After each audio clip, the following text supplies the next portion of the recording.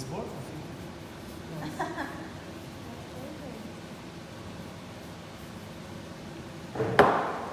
And for example, Italian gnocchi like that.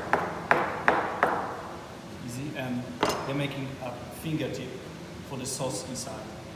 Oh, I remember when my friend from Italian, she showed me like some stuff like that, but I didn't know what she was doing. Yeah.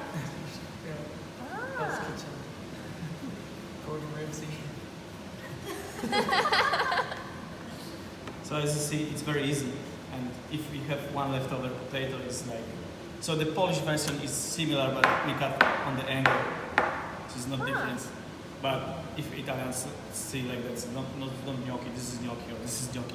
This one you use like board with some rolls, and you put this stuff